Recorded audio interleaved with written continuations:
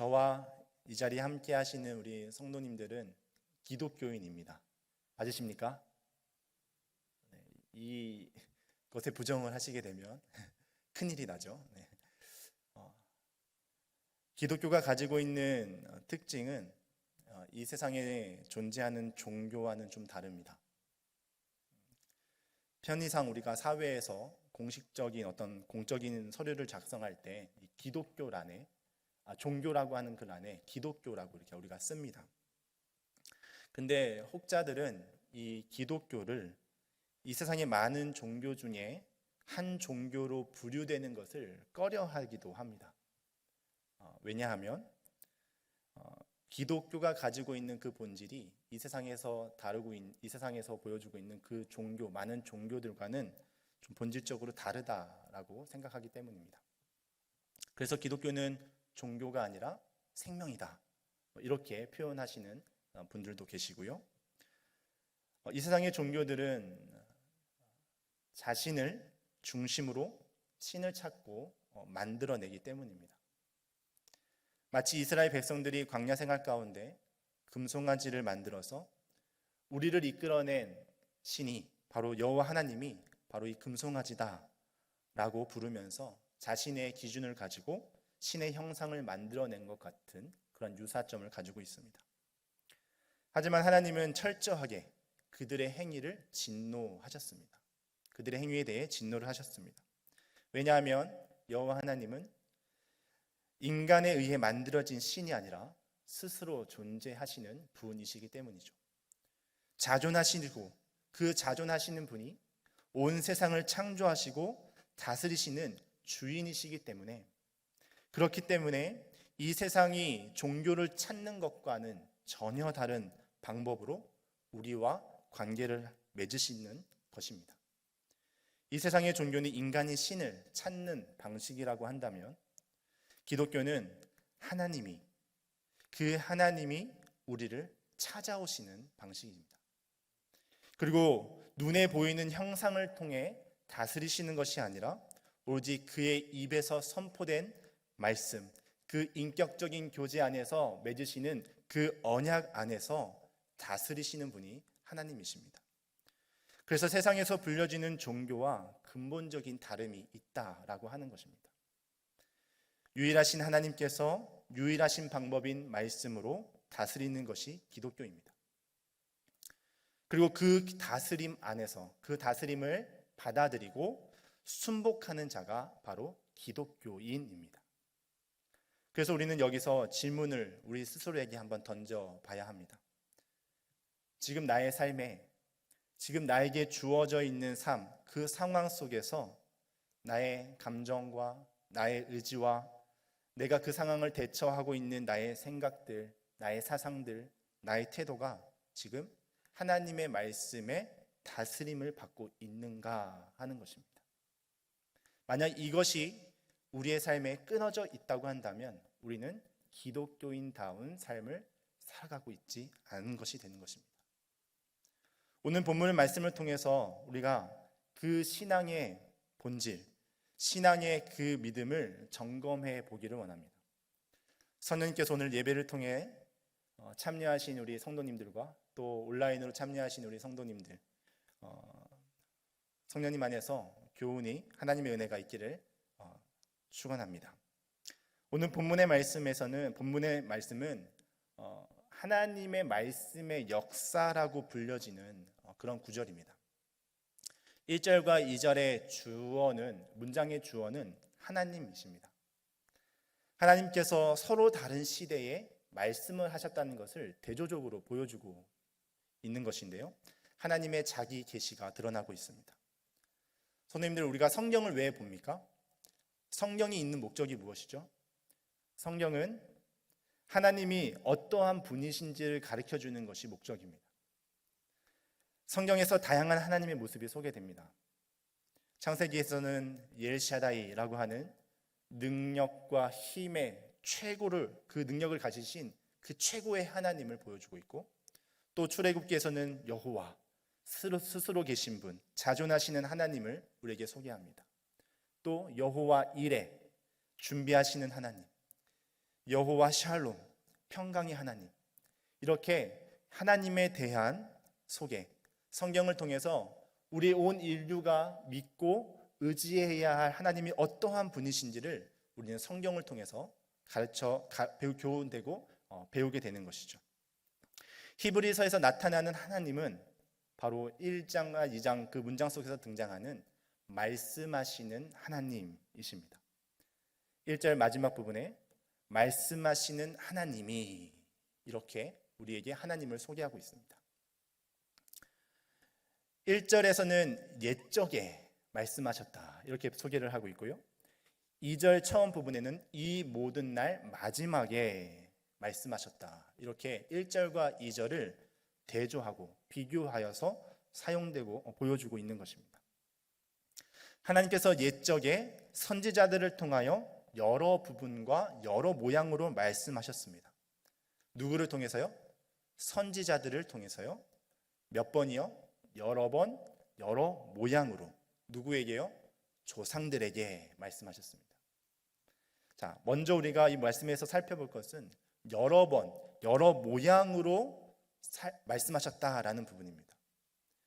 자, 여러 번, 여러 모양으로 하나님께서 말씀하셨다라는 이 내용을 딱 들으셨을 때 어떤 마음이 드십니까? 어떤 감정이 드십니까? 하나님의 말씀은 복된 것이고 좋은 것이니까 여러 번 말씀해 주셨다라고 하니까 참 은혜롭다, 복되다 라고 생각하신다면 오늘 본문의 말씀을 우리가 더 주의 깊게 보셔야 됩니다. 그와는 정반대의 의미를 가지고 있습니다. 여러 번 반복되고 많이 말씀하셨다라는 것이 이 히브리서 전체의 내용에서 보게 되면은 반복적인 계시, 이것들은 불완전성을 내포하고 있는 의미입니다. 히브리서에서 많은 제사장, 많은 제사, 여러 번에 걸친 계시들, 이러한 것들이 많이 등장을 하는데요. 이것들이 다 가리키고 있는 것은 목적하고 있는 것이 완전하게 이루어지지 않았다는 것을 보여주는 단어들입니다. 다시 말씀드리면 한 번의 계시로 완전한 뜻이 전달되었다면 하나님께서 여러 번 말씀하실 필요가 없었다라는 것입니다. 이 말을 우리가 오해하지 말아야 하는데요. 하나님께서 전하신 말씀이 불완전하기 때문에 그렇게 된 것이 아니라 그 말씀을 듣는 대상들, 여기서 말씀하시는 조상들, 옛적에 그 말씀을 들은 그 조상들이 하나님의 말씀에 대한 완전한 반응을 하지 못했다라는 것을 의미하고 있는 것이죠. 듣는 자에게 문제가 있었다는 것입니다. 들어도 듣지 못하고 보아도 보지 못하는, 깨닫지 못하는 삶이 그들에게 있었다는 것이죠. 그러니 하나님께서는 계속 말씀을 하신 것입니다. 누구를 통해서요? 선지자들을 통해서입니다. 자, 선지자 하면 우리가 쉽게 떠오르는 인물들이 있습니다. 이사야, 예레미야, 에스겔과 같은 그런 사들이 있는데요. 만약에 이 문장을 하나님께서 말씀하시는 선지자를 통해서 말씀하셨다라고 할 때 그 선지자의 이 카테고리를 우리가 생각하는 예언서를 쓴 선지자로 딱 한정을 지어버리면 마치 하나님의 말씀이 선지자들이 활동했던 시대, 그 예언서를 쓴 선지자들이 활동했던 시대에만 말씀이 전해진 것처럼 이렇게 우리가 이해를 하게 됩니다. 근데 그것은 우리가 그렇지 않다는 것을 너무나 당연하게 생각을 해보게 되죠. 그럼 여기서 말하는 이 선지자는 무엇을 말하는가 하면은 넓은 의미에서 하나님의 뜻을 전하기 위해 부름을 받은 구약의 모든 인물들을 뜻한다라고 할 수가 있습니다. 예로서 아담, 에녹, 노아, 아브라함, 모세, 여호수아, 다윗 등과 같이 공식적으로 선지자직을 행하지는 않았지만 하나님의 뜻을 드러낸 모든 사람들을 다 포괄적으로 지칭하는 단어라고 할 수가 있겠습니다. 자, 히브리서 저자는 이렇게 구약에서 하나님께서 이 구약 시대에 여러 사람들을 통해서 여러 번 다양한 방법으로 말씀을 하셨다라는 것을 먼저 인지시키시고 이제 2절에 가서 1절과 대조적으로 하나님의 말씀을 전하시는 그 방법이 바뀌었다는 것을 우리에게 소개하고 있습니다. 2절에 이 모든 날 마지막에 아들을 통해서 말씀하셨다라고 우리에게 소개합니다. 그래서 이 아들은 누구이죠? 예수님입니다. 예수님을 어떻게 표현하고 있습니까? 아들이라고 표현을 하고 있습니다. 예수님을 아들이라고 표현하고 있는 것은 바로 예수님과 하나님과의 그 관계가 정말 친밀한 가족의 관계이고 정말 끊을 수 없다라는 것을 우리에게 보여주고 있는 것입니다. 나아가서 이 아들 예수님이 어떠한 분이신지를 설명하는데요. 만물의 상속자, 만물의 상속자. 혹시 상속 싫어하시는 분 계십니까? 부모님께로부터 저는 중고차를 받았는데요. 아직 상속은 아니지만 중고차를 받았는데 기분이 좋더라고요. 새 차가 아님에도 불구하고 만약에 제가 집을 물려받으면 얼마나 기분이 좋을까요? 제가 이렇게 말하는 게 세속적인 금수저, 운수저를 논하자고 말씀드리는 것이 아니라 우리가 이러한 자그마한 상속을 받아도 정말 기쁜 것이 우리의 마음의 그런 감정인데 예수님께서는 만물의 상속자가 되신다라는 것입니다. 만물의 상속자. 다시 말하면 이 모든 만물이 다 예수님 것이다 라는 것이죠. 자, 이뿐만이 아니라 그분은 창조자입니다. 하나님께서 아들과 함께 이 세상을 창조하셨다라는 것이죠. 이것은 만물을 상속받으신 것과도 관련이 있는데 신약성경 여러 곳에서 예수님이 어느 순간 만물을 그냥 이렇게 얻으신 것이 아니라 태초부터 성부 하나님과 함께 만물을 만드시고 그 하나님과 동등되신 분으로서 우리에게 소개하고 있다는 것을 우리는 기억해야 합니다.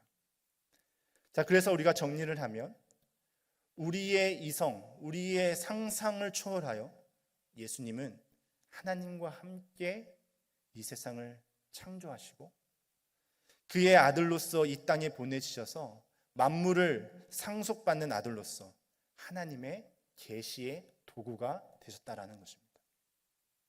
그렇기 때문에 옛 구약의 불완전했던 옛 계시와는 대조적으로 예수님을 통해서 보여주시는 그 하나님은 훨씬 우월하고 완전하고 최종적이어서 더 이상 다른 계시가 필요 없다라는 것을 우리에게 말씀해주고 있는 것입니다. 이것이 히브리서 전체에서 우리에게 보여주고 있는 하나님의 말씀하시는 하나님의 모습입니다. 그렇기 때문에 우리는 예수님을 보고 더 자세히 볼수록 하나님이 어떠한 분이신지를 알 수 있게 되는 것입니다. 예배를 드리고 계신 우리 성도님들이 알고 계신 예수님은 어떤 분이십니까? 예수님을 통해서 하나님을 보고 계십니까? 우리 3절과 4절에서 그 아들 예수님의 모습을 다시 한번 우리에게 또 소개합니다. 3절에 하나님의 영광의 광채요 그의 본체의 형상이다 라고 말씀을 합니다. 자, 3절의 이 표현은 우리 신약 성경에서 예수님에 대한 이 찬양과 그런 소개의 그런 내용으로 매우 유사한 내용들이 많이 등장을 합니다. 특별히 하나님의 영광의 광채라고 표현을 하고 있는데 이 문구를 딱 마주하게 되었을 때 이게 무슨 말이지? 딱 의미가 딱 와 닿으십니까? 하나님의 영광의 광채. 이 영광, 광채라고 하는 이 단어를 딱 보게 되면 뭔가 빛이 발하는 그런 이미지를 생각해 볼 수가 있습니다. 영광이라고 하는 단어는 헬라어로 우리가 잘 아듯이 독사라고 하는 단어인데요. 이 단어는 하나님의 존재를 보여주는 하나의 양식으로서 많이 사용되는 단어입니다. 그래서 하나님께서 가시적으로 이스라엘 백성들에게 나타날 때 이 하나님의 영광으로 이렇게 하나님의 영광이 나타났다 이렇게 표현이 자주 사용되곤 합니다. 아브라함에 나타나실 때 하나님의 영광으로 표현되고요. 또 계시록에서는 하늘의 성전, 하늘의 도성에서 하나님의 영광과 권능이 가득하다라고 보여주십니다.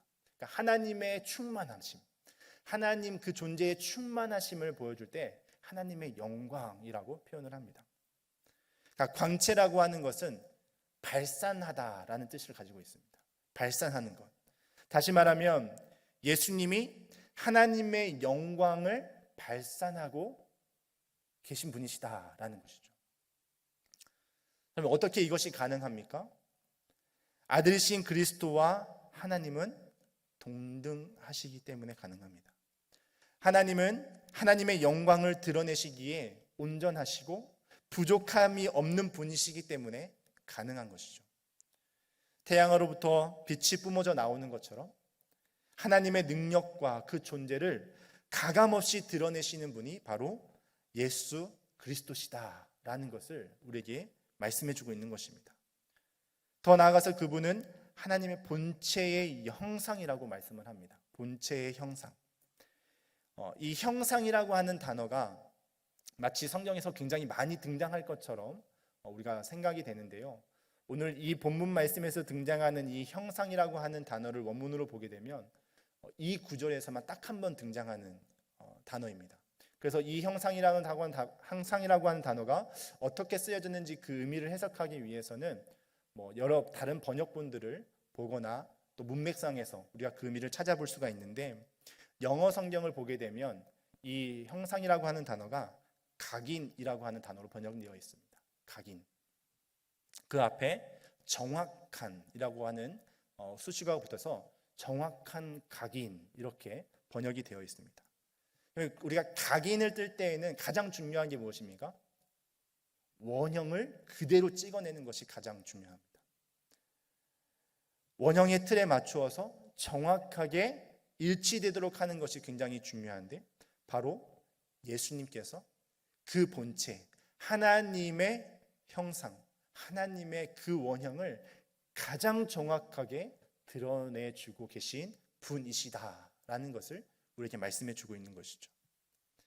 자, 그런 점에서 그리스도 예수님은 하나님의 본체, 존재, 그 본질, 하나님의 영광을 드러내시는 그 정확하고 일치하시는 분으로서 하나님을 가장 완전하게 나타내시는 분이십니다. 4절 말씀에 이렇게 또 표현합니다. 그는 천사보다 훨씬 뛰어남은 그들보다 더욱 아름다운 이름을 기업으로 얻으심이니. 4절에서는 그분을 천사보다 뛰어나신 분으로 소개를 하고 있습니다. 천사와 비교를 하면서 천사보다 훨씬 뛰어나신 분인데, 그 이유가 무엇이냐면 천사들보다 더 아름다운 이름을 가지고 있기 때문이다 라고 말씀을 하는 것이죠. 그럼 예수님을 나타내는 천사보다 더 뛰어난 이름을 우리가 무엇인지 알아야겠죠. 자, 그 이름이 무엇일까요? 예수님을 상징하는 또 다른 그 아름다운 이름, 혹시 알고 계신 분 있으십니까? 예를 들어서 우리가 유재석 하면 또 다른 닉네임이 떠오릅니다. 그분의 그 능력을, 그 사람의 그 능력을 보여주는 윤우님, 들어보셨습니까? 윤우님. 네. 한간에는 한 배우가 정말 한류를 일으켜서 그분의 그 사람의 그 뛰어남을 윤사마 이렇게 표현하곤 했습니다. 자, 그런 것이 무엇을 의미하죠? 그 사람의 그 특별함, 그 뛰어남을 보여주는 또 다른 이름이죠. 그럼 예수님의 그 아름다움, 천사보다 뛰어난 이름으로, 뛰어나신 분으로 그분을 소개하고 있는 이름은 무엇일까? 우리가 멀리서 찾을 필요가 없습니다. 우리 오늘 말씀에서 보게 되면 그 예수님을 표현해주는 너무나 귀하고 존귀한 이름이 있는데, 그것은 바로 아들입니다. 아들. 그 그리스도 예수님은 하나님의 아들이십니다. 이보다 더 예수님을 아름답고 뛰어나게 표현하는 이름이 없는 것이죠. 저는 얼마 전에 아들을 얻었습니다. 그래서 이 구절을 묵상하면서 그게 조금 실질적으로 피부적으로 와닿았습니다. 여태껏 한 번도 다른 아이를 향해서 내가 아들이라고 표현해 본 적이 없거든요. 지금 이 자리에 우리 지우가 이렇게 앉아 있는데 제가 아무리 상냥하고 친절한 태도로 지우를 향해서 아들 한다고 했을 때 그 감정을 제가 느낄 수 있을까요? 제 아이, 저의 피를 머금고 태어난 그 아이를 향해서 아들이라고 하는 그 단어를 한번 딱 내뱉었을 때 참 묘한 감정을 느낄 수가 있었습니다. 부모님과 자녀 사이에 느낄 수 있는 그 친밀함과 그 그냥 짜릿한 그 감정을 한 2번 정도 제가 묵상을 해봤습니다. 언제 그것을 느낄 수 있을까? 2번 정도 있을 것 같더라고요. 그 첫 번째가 바로 아빠가 자녀를 향해서 아들이라고 하는 그 첫 순간, 그리고 2번째가 자녀가 아버지를 향해서 아빠 하는 그 순간. 지금도 이렇게 말하면서 소름이 돋는데요.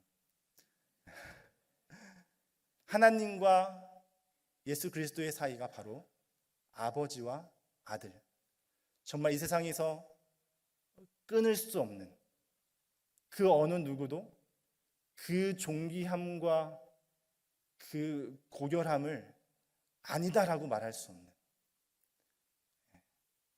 그것이 바로 예수님을 향한 뛰어난 아름다운 이름인 것입니다.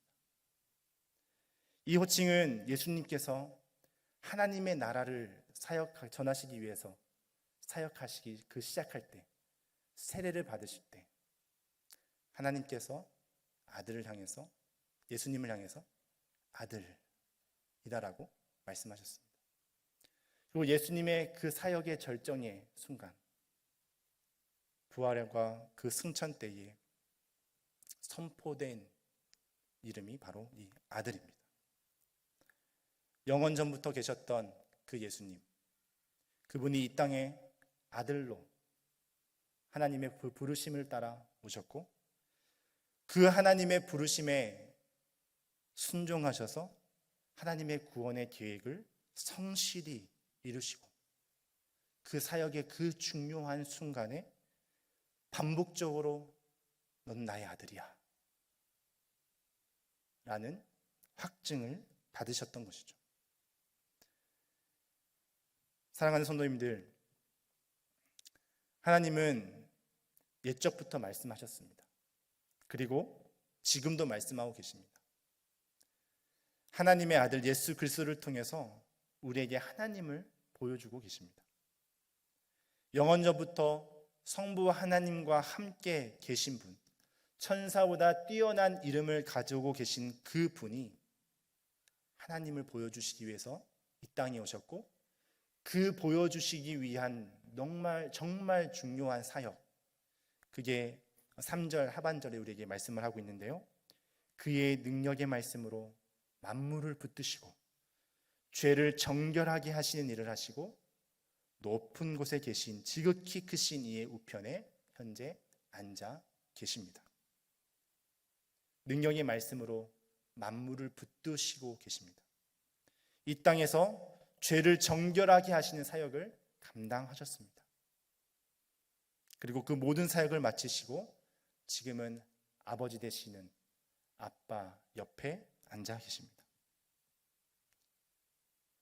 그분의 모든 것이 하나님을 보여주고 계신 것입니다. 말씀을 정리하겠습니다. 자신을 기독교인이다라고 지칭하는 사람들 속에 들어가면 너무 많은 부류의 사람들이 있는 것 같습니다. 마음의 평안을 얻기 위해서 교회에 기독교인이라고 하는 이름을 달기도 하고요, 좋은 사람을 사귀기 위해서 그렇게 시작하는 사람들도 있습니다. 사업이 잘 되고 자녀들이 잘 되기 위해서 그러한 사람들도 있습니다.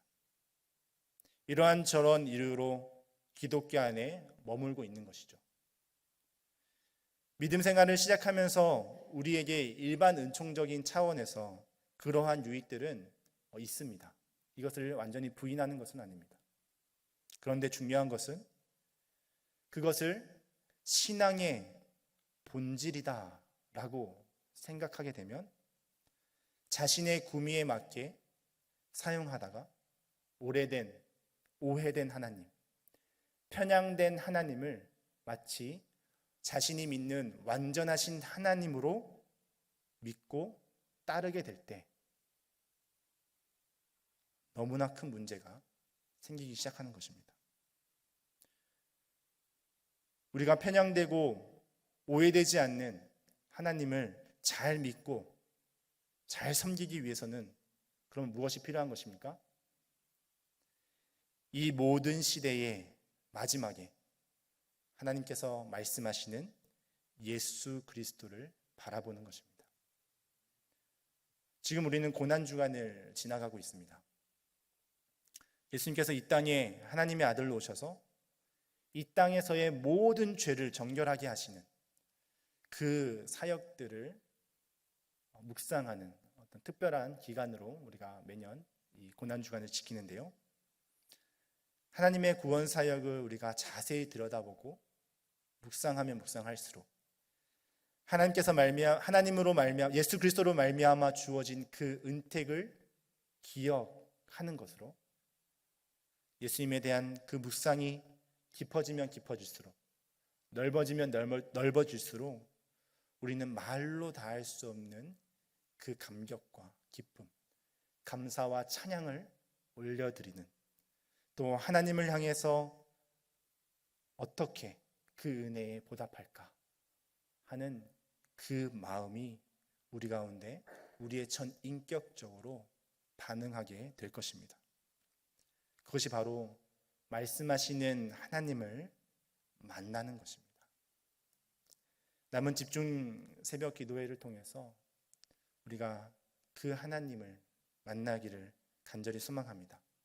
또 이것은 이 주간만이 아니라 우리가 삶을 살아가는데 그 모든 삶의 순간순간들에 예수 그리스도를 우리의 삶의 표대로 삼고 그분을 향하여 우리의 시선을 놓지 않고 그분을 통해서 하나님을 발견하는, 또 그 삶을 우리가 살아가는 귀한 삶 될 수 있기를 간절히 소망합니다.